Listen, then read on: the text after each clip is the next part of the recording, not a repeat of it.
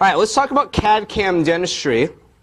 So let's dig a little deeper and kind of figure some of this out, okay? First thing I want to start with is this idea that when it comes to digital technology in dentistry today, there's a myriad of options. Sort of the originator of a lot of this workflow or technology is the CEREC system. That's made by this company called Sirona. But just as a broader kind of, I want you to understand that there's many other companies that have very similar or the same workflows and technology as sort of the CEREC system. So what we're taking is just one specific company that we've bought their equipment to help train you guys with this idea of CAD-CAM technology. And CEREC's probably the most synonymous with CAD-CAM because it was the first, right? So at our school, we actually have two systems. We have the CEREC system, and then also this other company called 3Shape, and they make a Trios intraoral scanner, and then we also have all their design software as well. But the idea is, once you know one system, what we're trying to teach you is the principles of digital design and the principles of sort of scanning and the limitations and the advantages and disadvantages of that. So once you know one, the idea is that you can apply those same principles to any other system that you would come across in the future. So we are going to stick with the CEREC system because that's kind of what we started with, and that's what we have in our clinic, and they've been good to us in terms of donating a bunch of equipment. So CEREC actually stands for Chairside Economical Restoration of Aesthetic Ceramics. And this was a bit of a game changer in the sense that just like the video we showed, this is sort of the first introduction into a system in which you can get a crown made in the same day. So prior, remember all the steps that we went through to make a crown, a PFM crown? Think about everything that goes into that from the time that you make your impression. So you got to pour it up, you got to Pindex it, you got to mount it, then you got to wax it up, then you got to invest it, cast it, and then stack all your porcelain. So that takes, it's pretty labor intensive. So with the advent of a lot of this technology, they're able to automate a lot of this stuff and use a different method of fabricating a crown. And with that came a difference in materials as well, which we'll talk about. So with the advent of higher strength ceramics, we're able to ditch sort of the metal coping PFM idea and have something that's all ceramic. All right, so let's just talk a little bit about the differences between the analog versus the digital approach. So you guys have all scanned digitally now with using our prep check software.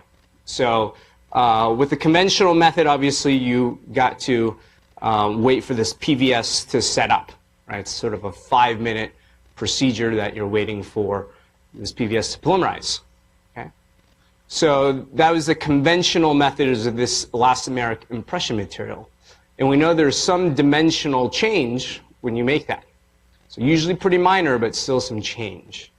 So now with digital imaging, where we just snap photos, the advantage of that is, well, you have the ability to re-image defects. So remember, as you're scanning your preps, if you get a bad image, you're easily able to just delete that and then go back and re-image. And the same applies if you need to modify your preparation. So if you need to slightly modify your prep because you've now blown it up and see that your margin isn't smooth or maybe you're under-reduced, well, you can very quickly cut out those images that contain the prep and then just rescan it after you've modified it. And all the other images around it, surrounding it, are still kept in place.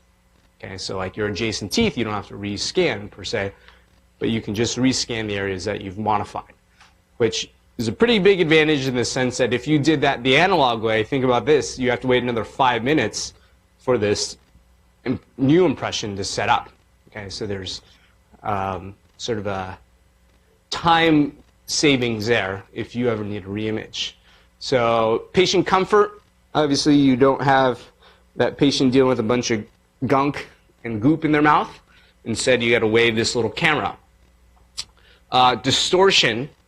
So with PVS, you get minor dimensional change, where your scanning technologies now are just as accurate as our conventional PVS methods. So there's no real loss in accuracy of a digital scan.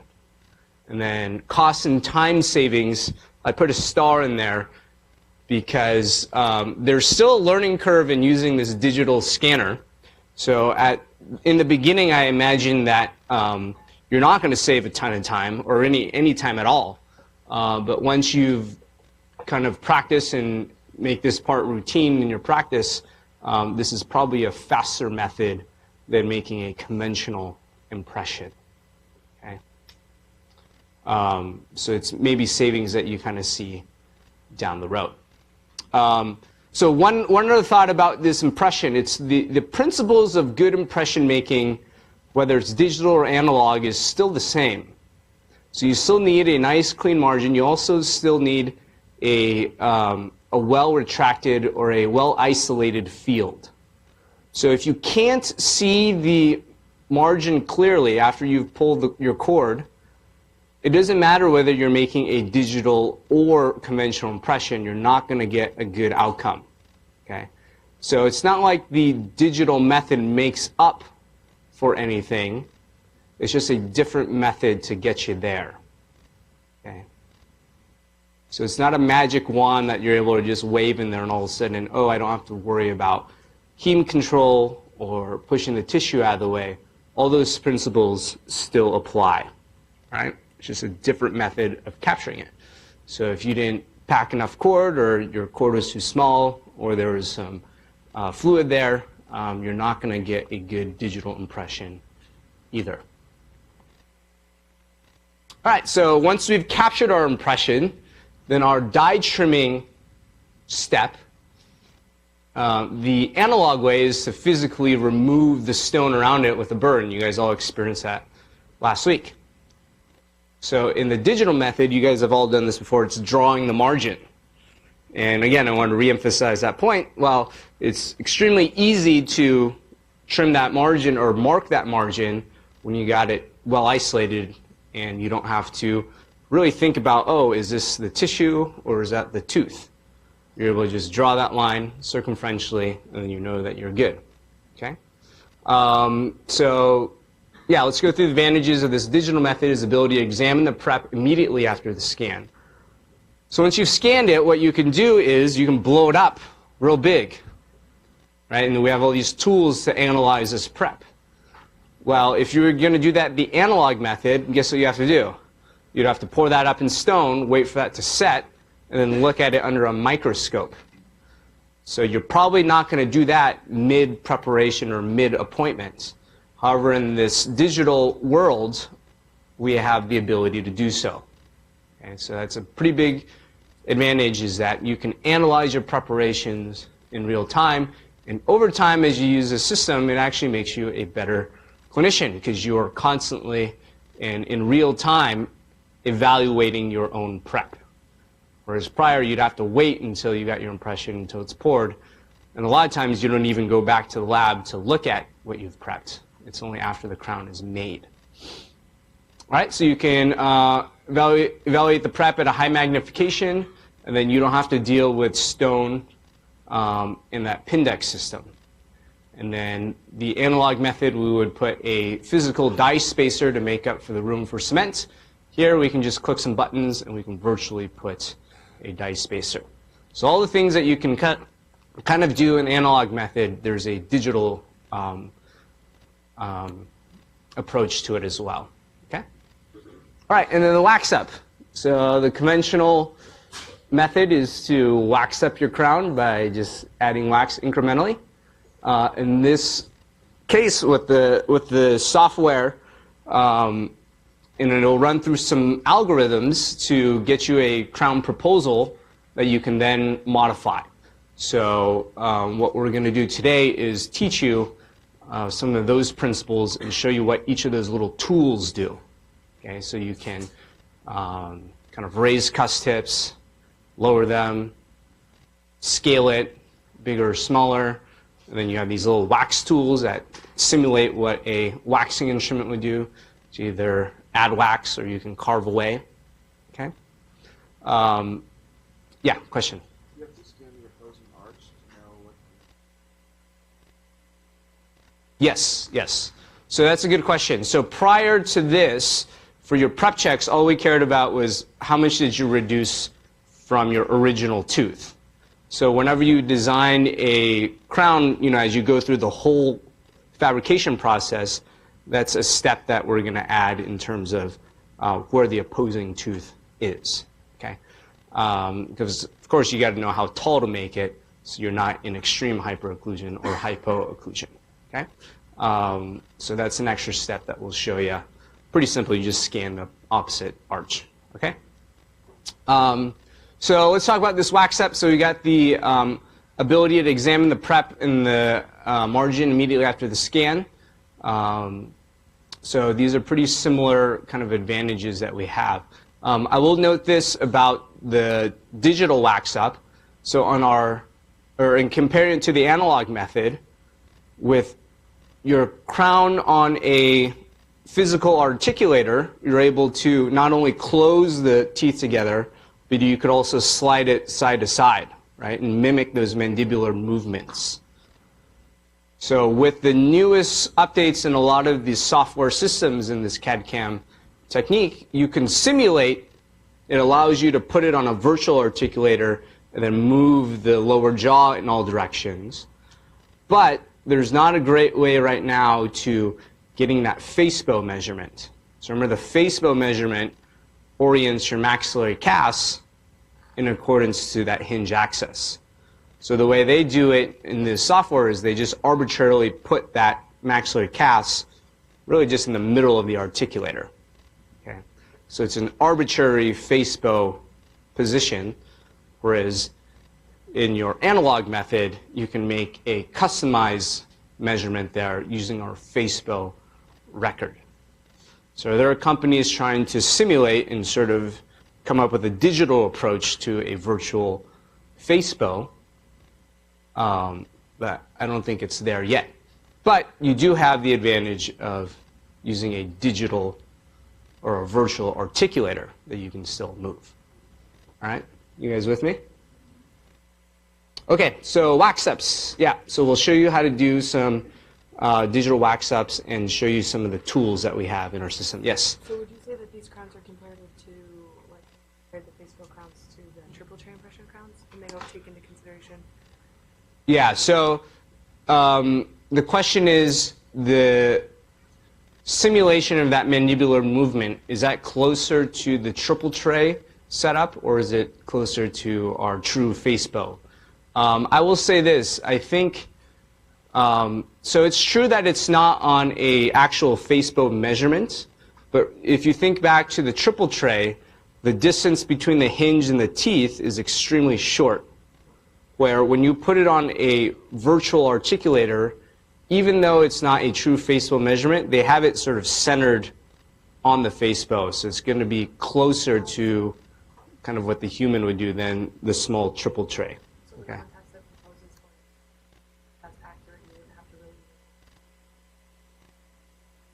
No, you would still, in your excursive movements, your lateral movements, you still need a check. If you're going to have an interference somewhere, it's probably going to be in a mandibular movement. And your MIP contacts will be pretty close. Yeah. So yeah, it's not a true face bow measurement, but since it's arbitrarily set in the middle, it'll be closer than what a triple tray would give you. Because a triple tray, that distance is much, much shorter. Okay? All right, so that's a good question. Anything else before we move on? All right, and then the last kind of difference that we'll see here is the actual fabrication method here. So instead of going through all the steps of the investment and then casting and stacking on porcelain, we're able to mill this restoration. So if you look at the top there, that's an Emax block. So remember from last week, Emax is lithium disilicate. It's a high-strength ceramic. And in the block state, it comes in, it's a purple color. So it doesn't turn that white color until we put it through a crystallization cycle. Okay? And the reason for that is, in the purple state, it's a bit softer because it's not crystallized yet, and it's a little faster to mill out the crown. So you can get the shape that you want, and then after you got the shape that you want, then you can crystallize it to make it strong. Okay? But essentially, it takes these two burrs that you see in the bottom, and it's going to mill out or grind this block into the shape of the crown that you want. So all the investment casting / pressing procedures is replaced with this subtractive technique called milling. So a block of ceramic is reduced to shape with burrs under copious variation. Right? So let's talk about Emax real quick, just so we can clarify this point. Last week, I think Dr. Elgini talked about pressed ceramics, right? And one of the options for a pressed ceramic is Emax. So we're talking about the same type of material here. It's still lithium disilicate. So the point here is that Emax can be produced in two different methods. It can be milled or it can be pressed. So remember how this pressing procedure works? Somebody describe, yeah, why don't you describe how pressing works? So it looks kind of almost like a little kiln. So a very similar method to casting, right? So you still start with a wax pattern, you still invest it, but instead of slinging a bunch of molten metal into it, what you've done is think about like you've melted this ingot of ceramic, and then you press that into the shape or the void that's created in the investment material. Okay? So with Emax, you can get an ingot of Emax, kind of melt that down, think about it that way, and press it into place. Yes? You don't use a sprue then, right? No, you still need to do a sprue, yeah, because you still need a channel for that to go through. Yeah. So think of pressing almost like casting a metal restoration.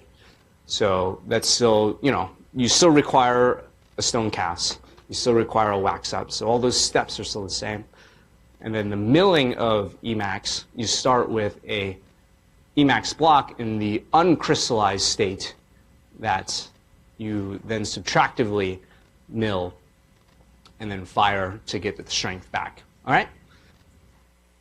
So there's, plenty of other materials that kind of fall in that category too that you can either press or mill. So Empress is another type of material that you're able to do. And they also make feldspathic porcelain, just blocks of that you can mill.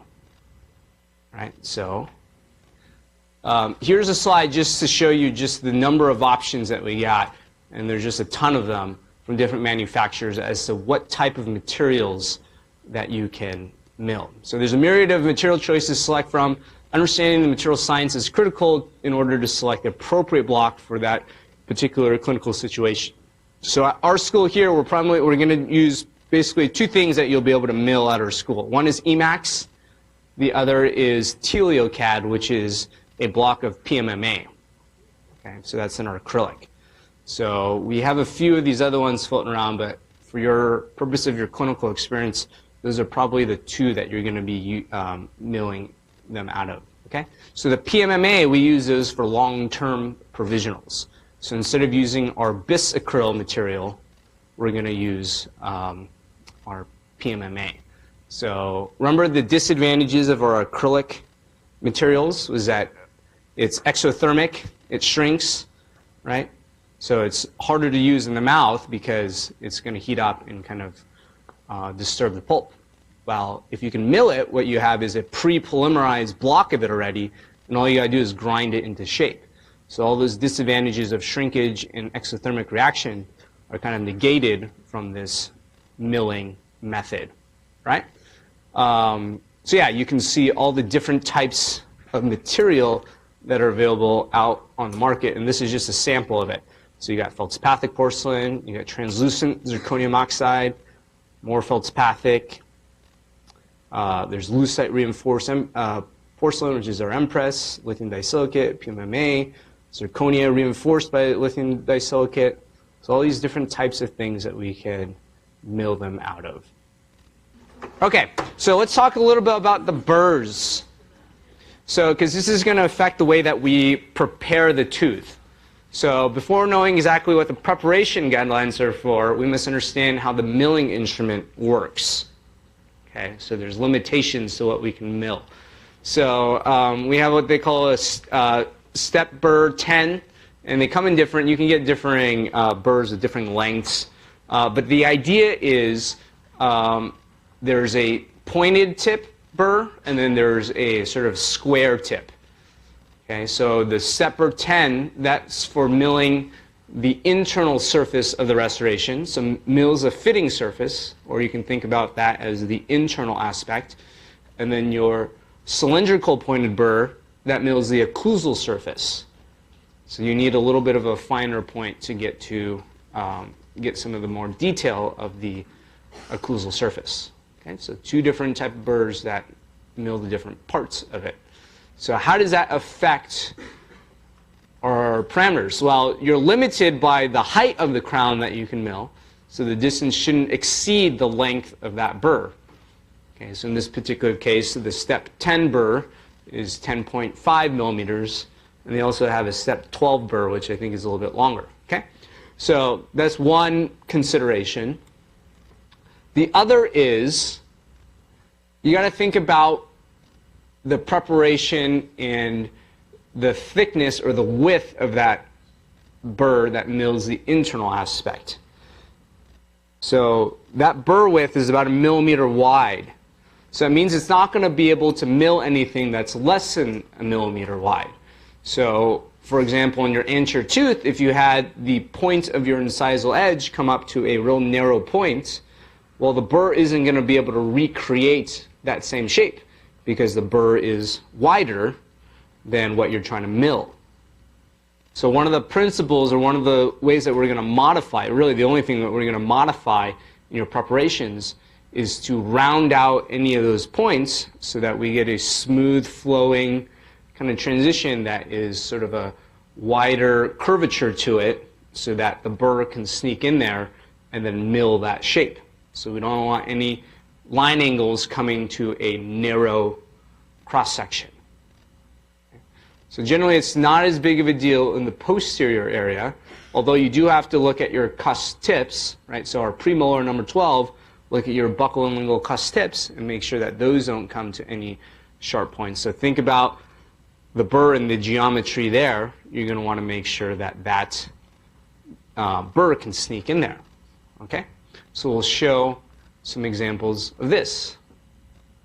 So we start off with the prep that comes to a pretty sharp point, and then you can see where the software in the milling machine has to over mill that restoration in order to kind of get to that point. So if you look at the screen right now, you can see how the burr would move in order to create room for that sharp tip.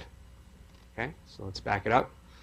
Right, so the width of the burr is sort of your limiting factor. So this creates space between the restoration and the tooth. Right, so overmilling results in decreased retention / resistance form due to decreased adaptation to the preparation.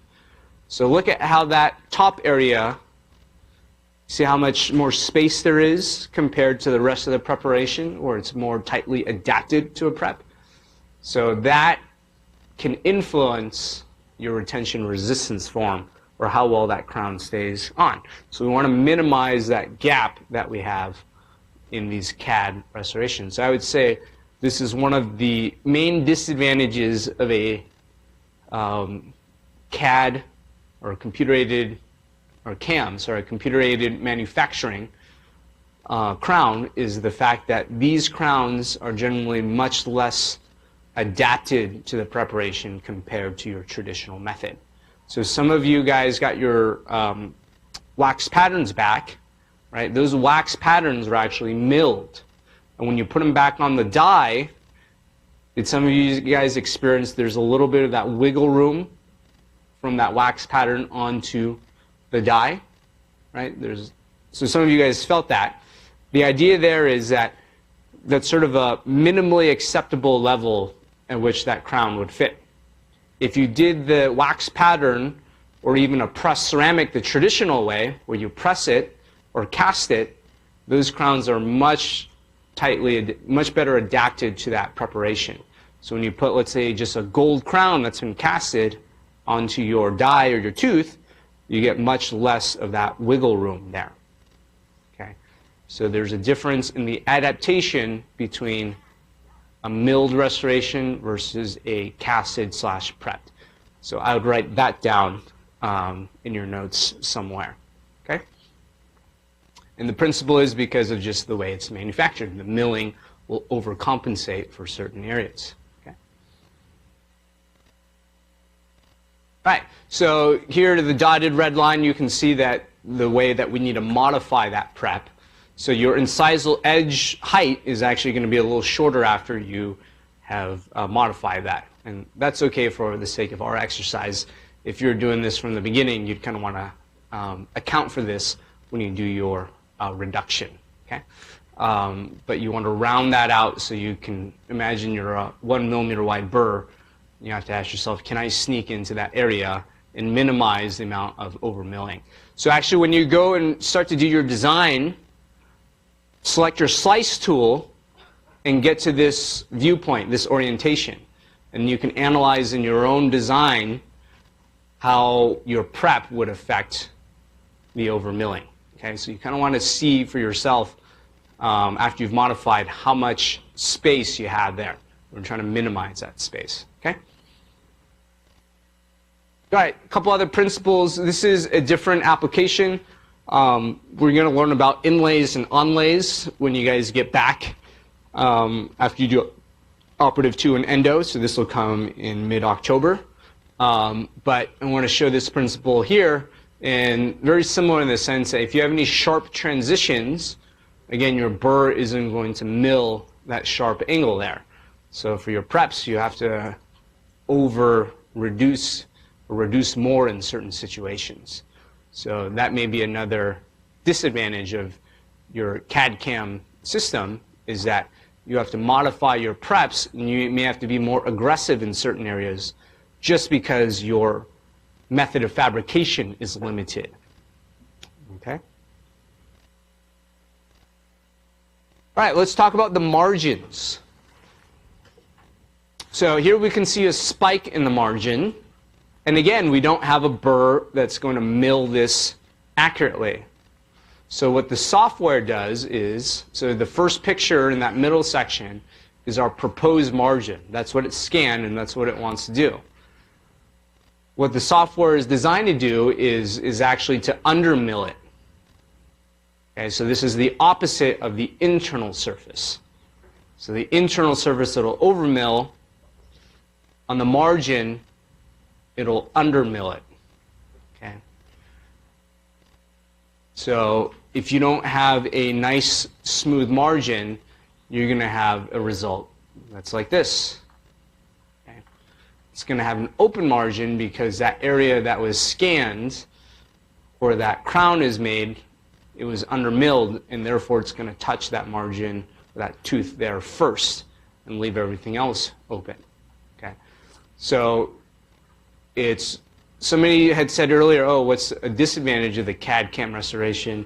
One is the technique sensitivity. You're not able to get away with as much in this CAD-CAM crown in terms of marginal smoothness. Right? Even a little discrepancy like that would throw it off. Whereas if you contrast that with a pressed Emax, right, you're still waxing up to that contour and pressing to it. So a press restoration will be able to fit to that little discrepancy. So anything pressed or casted is going to be much more forgiving in that sense. Right? Does that make sense? All right, let's talk about undercuts. So you can see on the facial surface towards the margin, we have a pretty big undercut right there. So the analog method, we would physically block that out with some sort of acrylic. Well, here we can do a digital block out. So let's think about the disadvantage of having a undercut. Well, one, in the analog method, it was the fact that we can never get our wax pattern to come off. Well, we've avoided the wax pattern in this situation. So the disadvantage here is your material thickness. Look at the thickness of your material towards the margin there. It's much thinner. So what comes with that is a potential decrease in the strength of the restoration, because your ceramic thickness is thinner. Or two, in order to get the proper thickness, you may end up over-contouring the crown, right, and make it bulked out.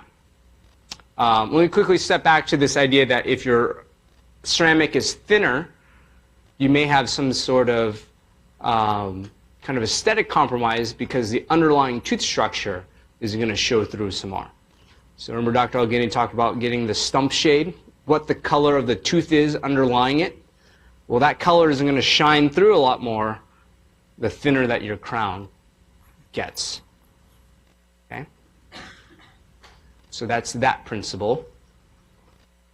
It's either going to be over-contoured to make up for the thinness, or you're going to have some sort of strength or aesthetic compromise. All right, so let's move on. Oh, so notice the top here. Remember we talked about recontouring your prep so that it's better adapted.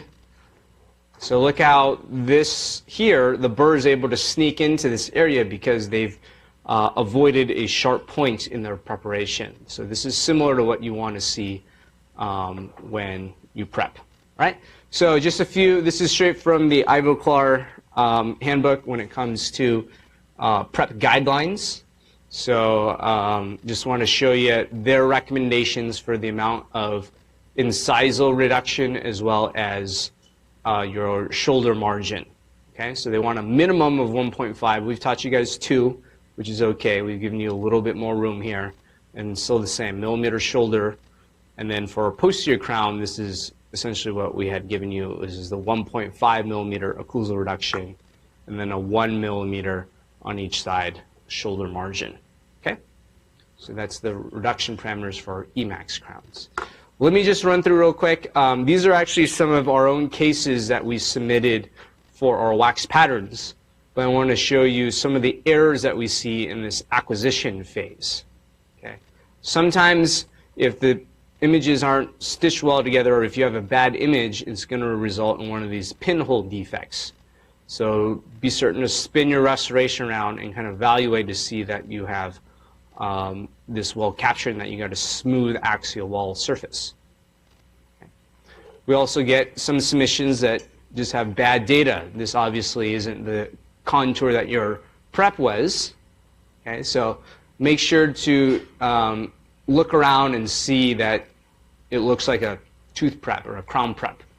Okay, so these things should be obvious to us and should be able to, we should be able to detect these kind of right away. Okay. Another thing that we saw, not a lot, but a few students didn't prep their margin. They left it too supragingival, meaning the distance between the teeth was minimal. So we wanted at least a 0.5 millimeter separation between your teeth near this contact area. So one of the reasons for that, think about the analog method of making a crown. What did we have to do once we got the casts poured up and Pindexed? We had to trim the die, and before we can trim the die and remove the die, we had to suction that prep. So they take, remember the video, they took a little blade and they went in between the teeth and started to saw it. So when you guys got your cast back, you guys noticed that that was already separated because somebody had sawed the die off. Well, if you don't have room there for that saw to fit through, you're not going to be able to do that accurately.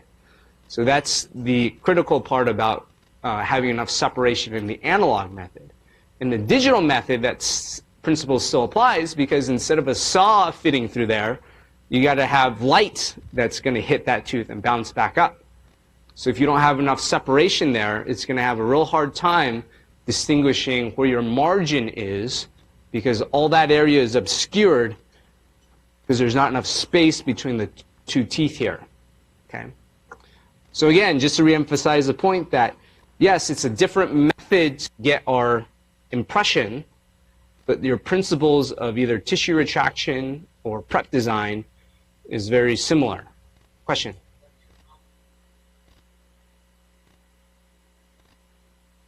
Yeah, right. So since there's less space here, it's hard for that light to capture that. Is that what you're trying to get? Uh-huh.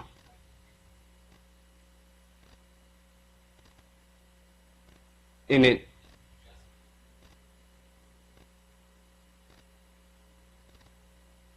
Oh, okay. So just the capturing of the photos, you're saying, yeah.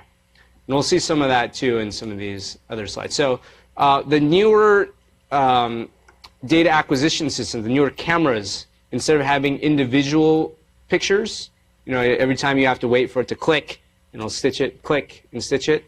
The newer models take a continuous, like a video, so it's stitching it in real time. You don't have to wait for it to click. So those are the newer systems that we have. Okay. All right, so just other images of bad data. It's important to keep, for our purposes, our margins super gingival so we can mark it clearly. Obviously, clinically, you're going to work with your clinical faculty to determine what the margin, the most appropriate margin placement is going to be. But just know if you're equa or subgingival, it's going to require a little bit more work because you still need to get tissue retraction, right? So those principles still apply. So sometimes we get shadowing. So this could be probably because of the angulation that we took it at. Sometimes that the interproximal contacts will cover or cast a shadow around that margin, so it's hard to read. So here's another example of it. So when you take your initial photo of your prep, you want to come straight above, and that you want to see space, just like you see here, between the margin and the interproximal contact. If you have it leaning, that's going to be an issue. Okay, it's another example of that. So you want to see this is the outcome that you want to see. Okay, so this obvious example of just bad data. So either more images or I don't know what went on there.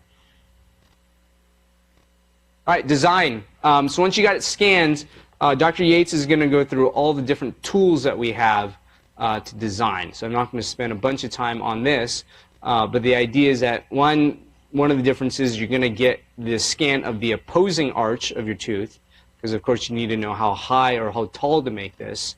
And then you want to take a look at your cusp tips. You want those to line up. Your central grooves should line up.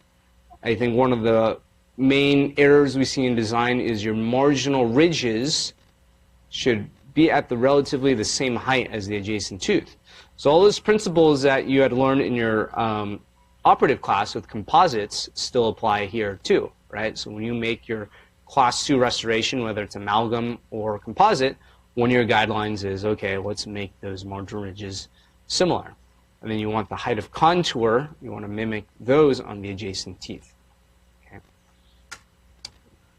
All right, and then the last part is, once we got it milled, we're going to crystallize this, and then we're going to do a little staining and glazing. So once you crystallize this crown, this color comes out just a monochromatic color, just one color. The fact that we got this little bit of cervical staining and a little incisal translucency is due to our staining of it.